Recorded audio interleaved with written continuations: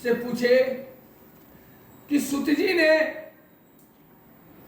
वैश्व के मंगलचार करके यात्रा आरंभ की, उन्हें प्रार्थना करके कहे कि हम अपने घर जा रहे हैं, अपने नगर को चला। उनके थोड़े दूर जाने के बाद बढ़ने के पर दंडी वेशधारी का रूप धर ली और भगवान जो है से उसका फेर परीक्षा लेने के लिए आगे चल दिए। दंडी मतलब होता है नाव चलाने वाले। श्री सत्यनारायण भगवान ने उसने पूछा कि हे साधु, तेरे नाव में क्या है? अभिमानी से बनिया जो है हंसता हुआ बोला, हे दंडी, क्या तुम सोचते हो? क्या तुम्हें ये धन लेने के? मेरे नाव में क्या है? मेरा नाव में धन यह जो है बेल के और पत्ते भरे हैं। इसमें क्या है? बेल पत्ते। मेरी नाव में तो केवल बेल और पत्ते भरे हैं। वैश्व का कठोर वचन सुनकर दंडी परेशान ही हो गए और वेशधारी श्री सत्यनारायण भगवान ने कहा, जा, तुम्हारा वचन सत्य हो। ऐसा कहकर दंडी वेशधारी वहां से चले गए। जो वेश में थे वह चेंज करके चले गए। अब तो वहां है कि कहे कि जाओ, तुम्हारे नाव में बेल पत्ता है तो चलो ठीक है, बेल पत्ता ही सही। अब उसको देखकर अचंभा हो गया, अरे इसमें धन था और इसमें सिर्फ बेल पत्ता भरा हुआ है। अब जो है से एकदम पागल हो गया, मतलब उसका में चक्कर आने लगा। जो तथा नाव में बेल पत्ते आदि देखकर मूर्छित को जमीन पर गिर गया। अब जो है धन का शोक फिर आ गया उसे। कहा, हे सरकार, अब क्या होगा? हम तो लगता है फिर अभी फंस गए झूठ बोल के। और मूर्छा खुलने पर शोक प्रकट करने लगा और भगवान को फिर हुआ याद करने लगा। तब उसका जमाई जो दामाद था कहा, आप शोक न करें, यह दंडी महाराज ने श्राप दिए हैं क्योंकि उनसे आप झूठ बोले हैं। इसीलिए किसका किस रूप में कौन आ जाएगा से कोई नहीं जानता है। उनकी शरण में ही चलना चाहिए, तभी हमारी मनोकामना पूर्ण होगी।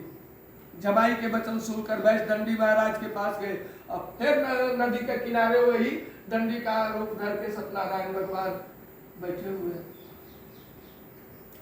बोले, हे बनी पुत्र, मेरे श्राप से बार बार तुम्हें दुख प्राप्त हो रहा है और तुम बार बार झूठ बोलते हो। तुम्हारा काम ही है झूठ बोलना, तो दुख पाओ। झूठ बोलकर धन नहीं कमाया जाता, वह धन नहीं रहता। वैश्व ने कहा, हे भगवान, अगर ये आपकी माया से ब्राह्मण देवता आपके रूप और ज्ञान को नहीं जानते, तब मैं अज्ञानी भला कैसे जान सकूं? आप प्रसन्न होइए, मैं अपनी समर्थ के अनुसार आपकी पूजा करूंगा। कहते हैं कि जितने हमारे समर्थ है उससे हम पीछे नहीं हटेंगे, आपकी पूजा करेंगे, मेरी रक्षा करो। अब जो है से अब हम फंस गए तो अब हमको निवारण आप ही को करना है। और पहले नौका में जो मेरा धन गया है वह वापस कर दीजिए। उसमें तो खाली बेल पत्ता भरा हुआ है, आपसे कुछ नहीं कहेंगे। हम जितना मेरा सामर्थ्य होगा आपको पूजा करेंगे। जिसने भक्ति युक्त वचनों को सुनकर श्री सत्यनारायण भगवान प्रसन्न हो गए और उनको इच्छा अनुसार हुआ देखकर अंतर ध्यान हो गए। अब कहे कि जाओ, तुम कितने तुम्हें दुख शोक करोगे, चल दिए। जब वहां अपने नगर के निकट पहुंचा तो उसने दूत को अपने घर भेज दिया।